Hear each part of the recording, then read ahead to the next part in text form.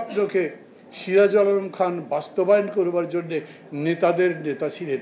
বঙ্গবন্ধু তো অনেকগুলো প্রদেশ করার স্বপ্ন দেখেননি, বঙ্গবন্ধু দ্বিকক্ষের স্বপ্ন দেখেননি, বঙ্গবন্ধু যে অবিসম্বাদ কি বলে অংশীদারিত্বের গণতন্ত্রের কথা বলছেন সেই কথা বলেননি।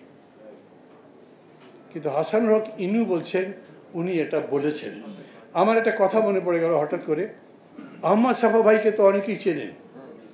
আমাদের অনেক অনুষ্ঠান মানে যখন আমরা একসাথে জাসদ করি আমাদের আলোচনা সভাগুলিতে উনি আসতেন।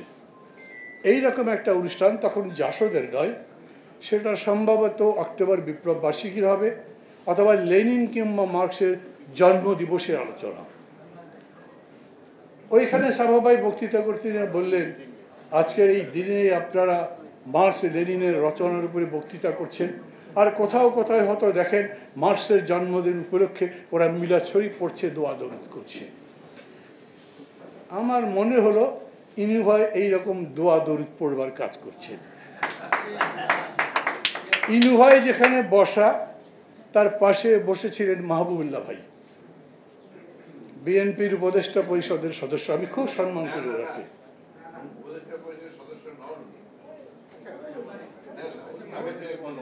আচ্ছা, হতে পারে আমার ভুল হতে পারে। উনি যা বলছেন তার চেয়ে বেশি সত্য। আমি ওনাকে খুবই সম্মান করি, তার 11 দফা আন্দোলনে, ছাত্র আন্দোলনে অনেক অবদান আছে। তার পাশে ছিলেন আম্বিয়া ভাই, খালিকুজ্জামান ভাই, বদুল আলম মজুমদার, আরও অনেকের নাম বলতে পারি। ইনু ভাই, আম্বিয়া ভাই, মাহবুব ভাই, রুবি ভাই, চারজনের নাম আপনারা সবাই হয়তো জানেন না। এই চারজনই টান্ডুয়া ট্রেনিং ক্যাম্পের ইনস্ট্রাক্টর ছিলেন। খুবই ঘনিষ্ঠ বন্ধু তারা, হরিহর আত্মা, তুই তুমি সম্পর্ক। মানে আমরা যখন নাই তখন একজন আরেকজনকে গালাগালি করে কথাও বলতে পারেন, সেই রকম সম্পর্ক। তো ইনু ভাই আছে বলেই কি আম্বিয়া ভাই? আমরা কি ঐক্য চাইছি? মানে জাতীয় ঐক্য মানে কি আওয়ামী লীগের সাথে ঐক্য, আওয়ামী লীগকে নিয়ে?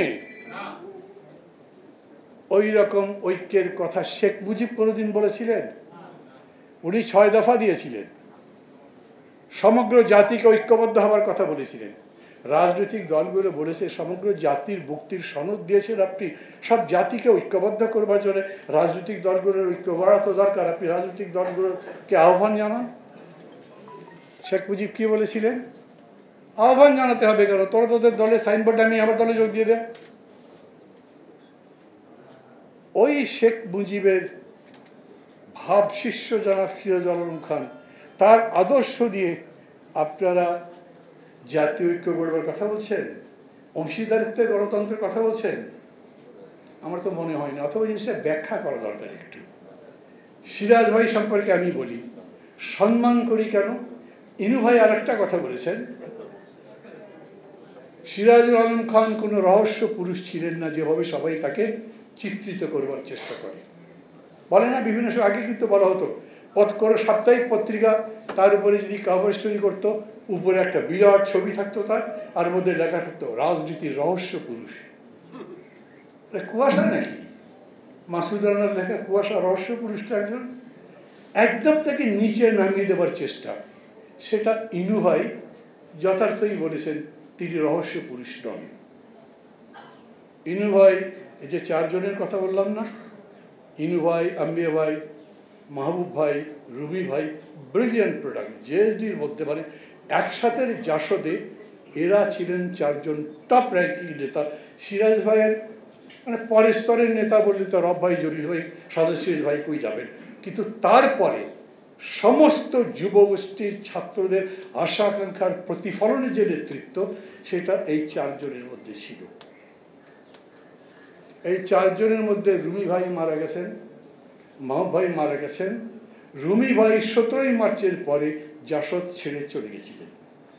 একটা চিঠি লিখেছিলেন জাসদ জাতীয় কমিটির কাছে। তখন আমাদের পার্টি গড়বার প্রক্রিয়া ছিল, একটা সেন্ট্রাল ফোরাম ছিল। সেই সেন্ট্রাল ফোরাম ছিল সবার উপরে, এমনকি জাসদ জাতীয় কমিটির উপরেও সেটা। এবং সেই সেন্ট্রাল ফোরামের কোঅর্ডিনেটর ছিলেন সিরাজুল আলম খান, আরও অনেকেই ছিলেন, ডক্টর আখলাকুর রহমান ছিলেন, অন্যান্যরা ছিলেন। এতজনের নাম এখন আমি বলছি না, মানে লম্বা করতে যাতে না হয় সেই কারণে। মাহমুদ ভাই মারা গেছেন জানেন কানাডাতে। মানে বাংলাদেশের ছাত্র রাজনীতিতে মাহমুদ রহমান মান্নাকে অনেকে মনে করেন অবিসম্পাদিত ছাত্র নেতা, কিন্তু আমি বলি ৭৩-এর নির্বাচনে যদি ব্যালট বাক্স হাইজ্যাক করা না হতো তাহলে আফম মাহবুল হকের সাথে তুলনা করবার কোনো নেতা বাংলাদেশে থাকতো না। এতই ভোট পেয়েছিলেন, জিতেছিলেন, সেই ব্যালট বাক্স হাইজ্যাক হয়ে গেল। কে হাইজ্যাক করল? প্রধানমন্ত্রীর যোগ্য পুত্র শেখ কামাল। বাংলাদেশের ইতিহাসে প্রথম ব্যালট বাক্স হাইজ্যাকের ঘটনা। সিরাজ শিকদারকে হত্যা করা হয়েছিল, বাংলাদেশের ইতিহাসে প্রথম। আজকে আমি যেটাকে বলি না ক্রস ফায়ার বলেন বা যেভাবে এটাকে ব্যাখ্যা করেন, সেটা ছিল প্রথম। এই যে শুরু হলো, সেই আদর্শ ধারণ করে আজ নতুন করে আর কিছু করবার চিন্তা করে কি খুব লাভ হবে? শেখ মুজিবুর রহমানকে কিভাবে বলবেন? একজন মানুষকে চিত্রিত করার, চিহ্নিত করার, ইতিহাসের সামনে মূল্যায়ন করে হাজির করবার সর্বোত্তম পন্থা কি? ধরেন বাংলাদেশ নয়, ভারত উপমহাদেশের তথা বিশ্ব সাম্যবাদী আন্দোলনের অন্যতম শ্রেষ্ঠ নেতা ছিলেন এম.এন. রয়, মানবেন্দ্র রয়। অনেকে বলেন তত্ত্বে, জ্ঞানে এবং বাস্তবিক আন্দোলনে উনি লেনিনের সমকক্ষ ছিলেন। সেই এম.এন. রয় মারা গেছেন একজন মানবতাবাদী নেতা হিসেবে। যখন মারা যান তখন তার সাথে কোনো মানুষ ছিল না। রুশ বিপ্লবের নেতা ছিলেন কে? লেনিন। কিন্তু রুশ সমাজকে যদি বুঝতে চান, লেনিন নিজে বলেছেন Plekhanov is the mirror of Russian revolution. যেদিন অক্টোবর বিপ্লব হয়েছে, রেড আর্মি ক্ষমতা দখল করেছে, বাড়িতে বাড়িতে সার্চ করা হচ্ছে কে কোথায় আছে, কোনো দুষ্কৃতিকারী আছে কিনা, জারের দালালরা আছে কিনা। একটা বাড়িতে ঢুকে দেখে একটা ঘরের মধ্যে একা একটা খাটের উপরে এক অতিশয় বৃদ্ধ শুয়ে আছেন। তারা ঢুকেছেন, এই বুড়ো দেখেছো এখানে কোনো জারের লোক ঢুকেছে, কোনো দালাল ঢুকেছে? তিনি তাকিয়ে বললেন, তোমরা কে বাবারা? ওরা বললো, আমরা বলশেভিক, আমরা বিপ্লব করেছি, আমরা জার সরকারকে উৎখাত করেছি, এই দেশে লেনিনের নেতৃত্বে বিপ্লব হয়েছে। পিট পিট করে তাকিয়ে তাদের দিকে তাকিয়ে বললেন, তাই বলে আবার বুড়ি দিয়ে শুয়ে পড়লেন। This man was Plekhanov. The last life, মানে জীবনের শেষ সময় তিনি যেরকম করেন সেটা দিয়েই তিনি চিত্রিত হন। শেখ মুজিবুর রহমান শুরু থেকে শেষ পর্যন্ত কি করেছেন সেই আলোচনা লম্বা হবে। ওটা করেছিল চীনের পার্টি। মাও সেতুংয়ের জীবনী সম্পর্কে বিস্তারিত আলোচনা করবার পরে চীন এত বড় দেশ, তার এত বড় পার্টি মূল্যায়ন করে বলেছিল মাও সেতুং ৭০% বিপ্লবী ছিলেন আর ৩০% তার প্রতি বিপ্লবী তৎপরতার মধ্যে গেছে। কেন? নিজের স্ত্রীকে, তার স্ত্রী চার কুচক্রে গঠন করেছিল, চাইনিজ রেভলিউশনকে ধ্বংস করবার চেষ্টা করছিল, পুরো কৃতিত্ব তিনি পাননি। শেখ মুজিবের লাস্ট লাইফ কি? উনি একজন বাকশাল নেতা ছিলেন, তাই তো? শেখ মুজিবের ফার্স্ট লাইফ কি? শেখ মুজিবের মাঝের লাইফ কি? এই যে বললেন স্বাধীনতার ঘোষণা তিনি দিয়েছিলেন, শেখ মুজিব কবে স্বাধীনতার ঘোষণা দিয়েছেন? এই বিতর্ক তো চলছে এখন। আমি শেখ মুজিবের সমালোচনা করবার জন্য বলছি না, আমি শুধু বলছি যখন সিরাজ ভাইকে আমরা শ্রদ্ধা জানাতে চাই তখন তাকে শেখ মুজিবের ডিসাইপল যদি বানিয়ে দেন তাহলে ইতিহাসে তার জায়গা খুব বেশি দিন থাকবে আমি সেরকম মনে করি না। আপনাদের বলতে হবে, আমার তো মনে আছে। এই যে বললেন না, আমাকে ওখানে বসে বসে ফখরুল ভাই বলছেন আপনারা সিরাজ ভাইয়ের প্রতি যথাযথ বিচার করেননি, তাকে আরো বেশি করে জনগণের সামনে হাজির করা দরকার ছিল। এখানে যতজন বসে আছে সিরাজ ভাইকে জনগণের সামনে, এমনকি কর্মীদের সামনে বক্তৃতা করতে কেউ শুনেছেন? কেন? কোন জনসভায় বক্তৃতা করতে শুনেছেন? শোনেননি। আমি গত বছর, মানে উনি তখন জীবিত আছেন, তার জন্ম দিবস পালন করবার জন্য তার যে ভাস্তি, নাম বললে আবার তোমরা রাগটা করো নাকি কে জানে, ব্যারিস্টার ফারাহ খান জন্ম দিবসে আয়োজন করেছেন, আমাকে দাওয়াত করলেন।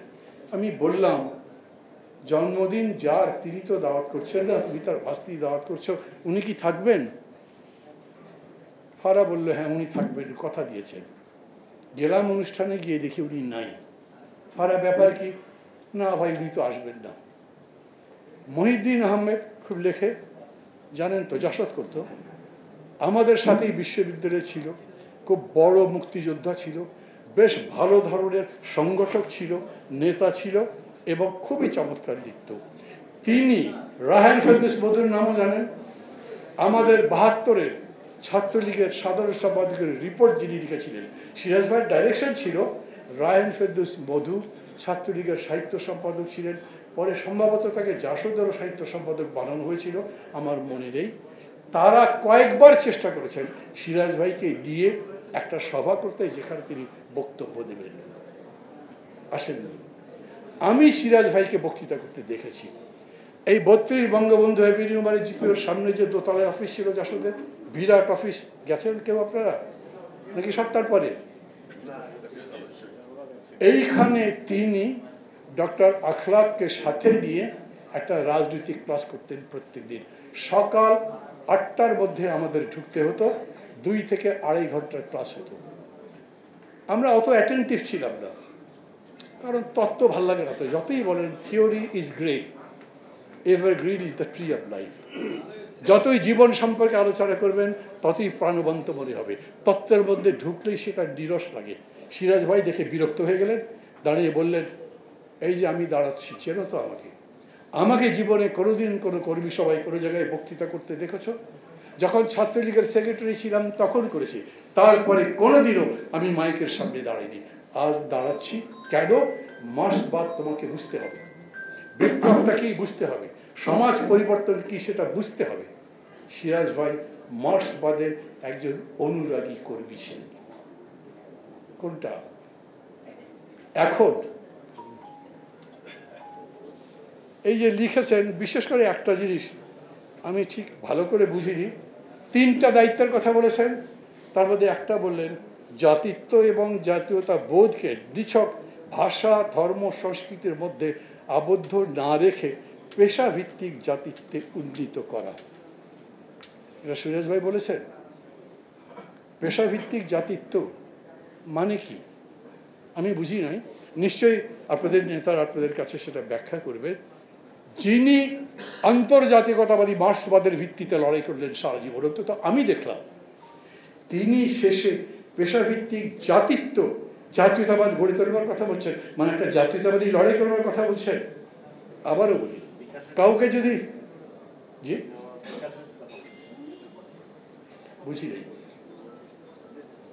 কাউকে যদি নির্মাণ করতে চান, খেয়াল করতে হবে, আমরা তো নেতা নির্মাণ করি। যে রব ভাই তো বোধহয় বললেন, না কে বললেন, নেতাই কেবল, আম্বে ভাই বললেন, নেতাই কেবল নির্দেশ দেয় না, কর্মীরাও নেতা নির্মাণ করে, তৈরি করে।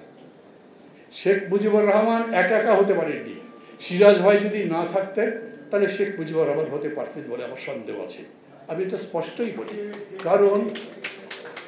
কারণ সিরাজ ভাইয়ের যে অসাধারণ যোগ্যতা ছিল, মানে আমার কাছে খুবই অবাক লাগে। এইরকম একটা মানুষ পদ প্রদীপের আলোক থেকে দূরে থাকতেন, সবসময় লোকচক্ষুর আড়ালে থাকতে পছন্দ করতেন, এবং যতবার তাকে বলা হয়েছে সবার সামনে আসতে, উনি একবারও আসেননি। মেজর জলিলকে তো ধরেন আমরা মাঠ থেকে, লড়াইয়ের ময়দান থেকে তুলে এনে জাসদের সভাপতি করেছি, আর একদিনের মধ্যে মেজর জলিলের জনপ্রিয়তা আকাশের মতো জায়গায় উঠে গেছে। সিরাজ ভাই কোনোদিনও ওইটা করেননি। গাড়িতে চড়েনি, একটা ল্যাম্ব্রেটা চালাতেন, সেই ল্যাম্ব্রেট আবার চলতো একেবারে মাটির সাথে শুয়ে যায় মনে হয়। মানে এতই স্ট্যান্ডিং করে গাড়ি চালাতেন, এত স্পিডে গাড়ি চালাতেন। উনি শুধু একটা কথা বলে, সময় বেশি রেখেছি, একটা কথা বলে শেষ করবো। অনেকগুলো কথাই তো আছে, অনেক বছর ইতিহাস, সেই কারণে বলি। আমি সিরাজ ভাইকে রহস্য পুরুষ তো বলে করি না, কিন্তু সিরাজ ভাইকে আমি খুব ভালো বুঝতাম তা কিন্তু না।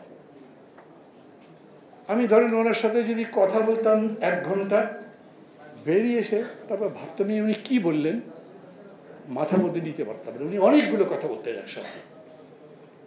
আমি চাকসুক জিএস হয়েছি, তখন ঢাকা নয় সারা দেশের মধ্যে কোনো ছাত্র সংসদে আমরা জিতিনি। চট্টগ্রাম বিশ্ববিদ্যালয়ে সাধারণ সম্পাদক পদে জিতেছি, তাও কেবল আমি। ঢাকা আসছি গণকণ্ঠ অফিসে, টিপু সুলতান রোডে, সিরাজ ভাই বললেন, তুমি থাকবে, কথা বলে যাবে আমার সাথে। ঠিক আছে, থাকলাম। আমার তো যেতে হবে চট্টগ্রাম, হলে যেতে হবে, কিন্তু উনি বলাতে থাকলাম। প্রথম দিন গেলাম, 2-3 ঘন্টা বসে থাকলাম ওনার সামনে। উনি যে রুমে বসেন, উনি মাঝে মাঝে দেখলেন, ওর সাথে কথাবার্তা বললেন। তারপরে 3 ঘন্টা পরে বললাম, দাদা আমি কি থাকবো না চলে যাব? আচ্ছা ঠিক আছে, যাও, কালকে এসো। আবার পরের দিন গেলাম, একই ঘটনা।